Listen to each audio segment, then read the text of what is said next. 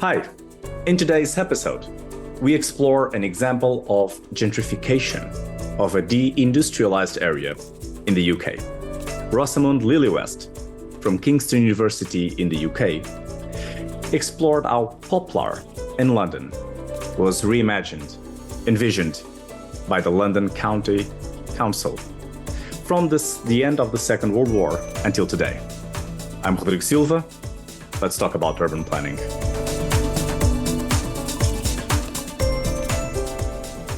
Hi, Rosamund. Welcome to our episode. Hello. Thank you for having me. So the first question for you would be, why is this topic important to be discussed? Well, I think it's important because like a lot of areas in London, particularly a lot of the sort of ex-industrial areas, Poplar is an area that is changing really rapidly at the moment, and communities are really shifting. Buildings are coming up, coming down, and the heritage is really being explored and exploited in a lot of these developments. And I also really wanted to highlight the London County Council's patronage of the arts programme, because I really kind of concentrate on an LCC sculpture in my work.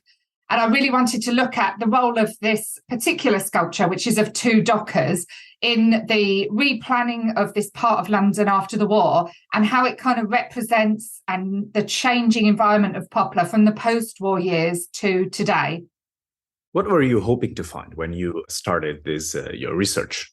Well, this research is actually part of my PhD work, which I'm nearly finished, which is looking at the wider kind of replanning of the old county of London, which existed before 1965.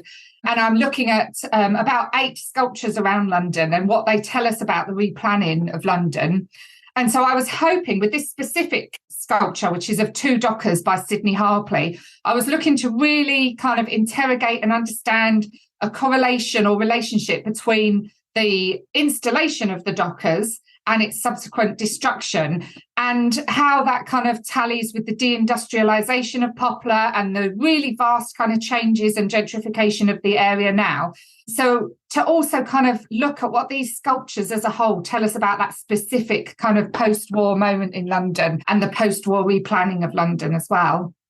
Well, I can say, first of all, that it's a promising PhD program you are conducting. Now, thank you. Particularly in this study, let us know about the most important findings.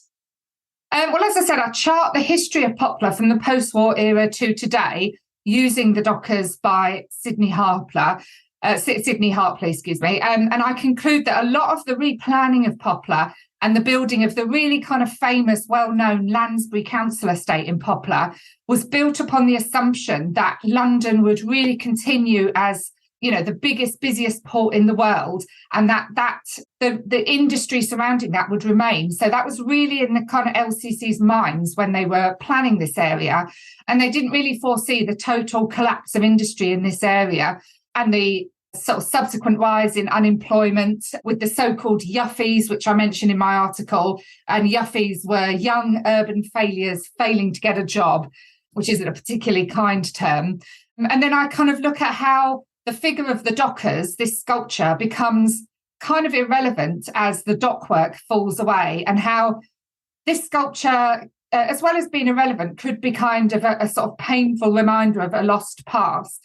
And the subsequent kind of regeneration of that area, firstly by the LDDC, which is the London Docklands Development Corporation from 1981. And then most recently, I talk about what's happened, quite famous council blocks there, Robin Hood Gardens and Balfond Tower by the Smithsons and Erno Goldfinger, and the real kind of creeping regeneration and gentrification of that area, and how that's really taken Poplar away from that industrial working class past that the LCC, the London County Council, really based their kind of post-war replanning on. Of course. And can you let us know a bit what this means for city planning in the future for these and other areas? Well, I think it shows that there's a real kind of contrast in Britain's really recent past between post-war planning and now, and how that impacts on individuals, but also communities, and who we plan for and who our cities are for, particularly our inner cities, because Poplar is quite an inner city area. So the LCC, the London County Council, really planned for the local working class population in Poplar, whereas the LDDC, the London Docklands Development Corporation, and also really recent redevelopment in that area really is not planning for the kind of local working class, now very ethnically mixed as well, people in that area. And in addition, I think the LCC really kind of revered the people and industry of that area with the sculpture, the dockers, but also I talk about in the article, there's a mural showing the docks just near the Lansbury estate in Gorsfield House. And the LCC were really trying to cater for that population.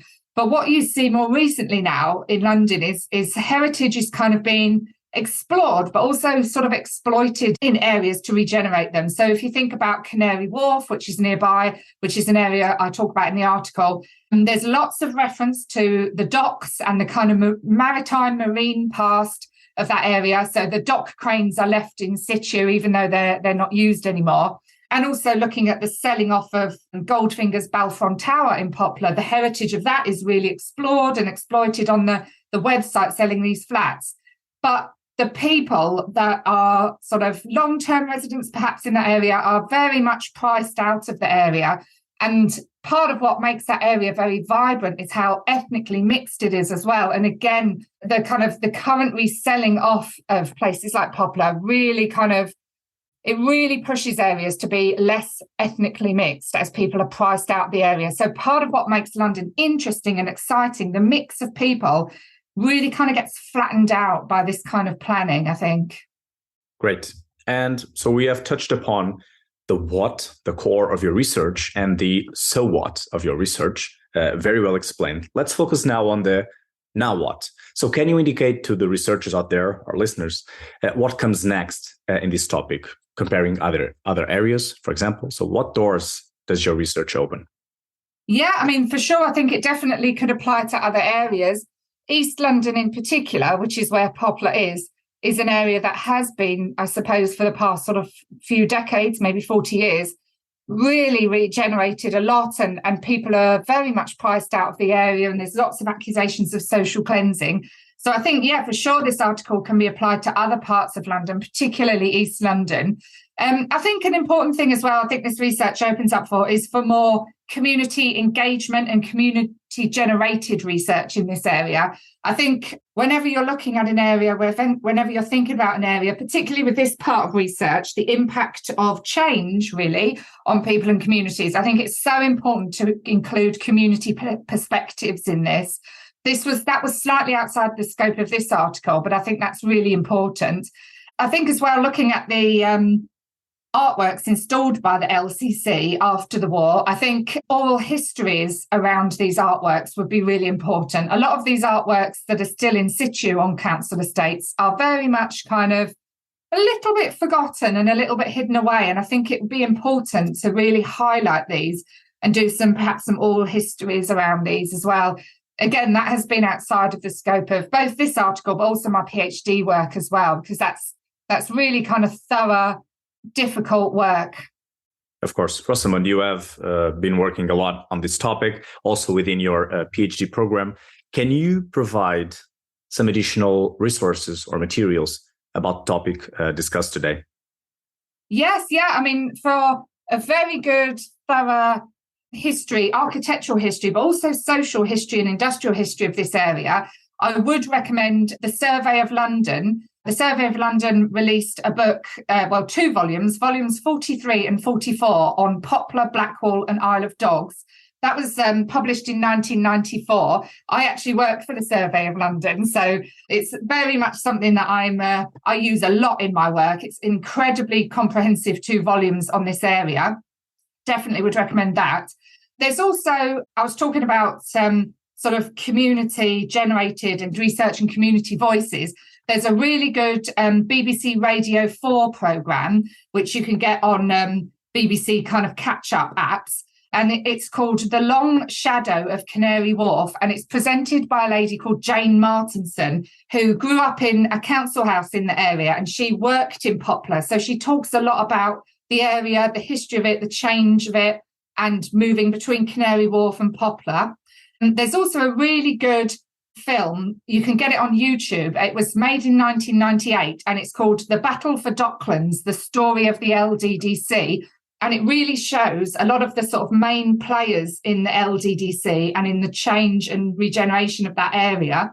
And then finally, I would also recommend for anyone that is actually in London or is ever visiting, I actually lead an architectural walking tour of Canary Wharf and East India, which goes to kind of the Poplar area. And I do that with the charity Open City. So if you want to join me on a walk ever, definitely come along to that. A great recommendation. Thank you, Rosamund. Let's close our episode. If there is anything you would like our audience to remember about this talk, so what would it be? What's the punchline of today's discussion? I think the absolute punchline is to, wherever you live, obviously this is about London, but wherever you live, to look around and be curious. And London specifically, look out for these LCC sculptures, like the Dockers that is no longer there, but the plinth is there. And just be curious and look around, because looking around your local environment, walking around is absolutely free to do. And if you're able-bodied, pretty accessible as well. So we've all got access to our built environment and it belongs to all of us. So I would definitely say that. Look around and be curious. It was a pleasure, Rosamund. Thank you. This podcast is powered by Cogitatio Press. You can listen to this episode on the Let's Talk About Urban Planning website, on Cogitatio Press YouTube channel, and wherever you get your podcast.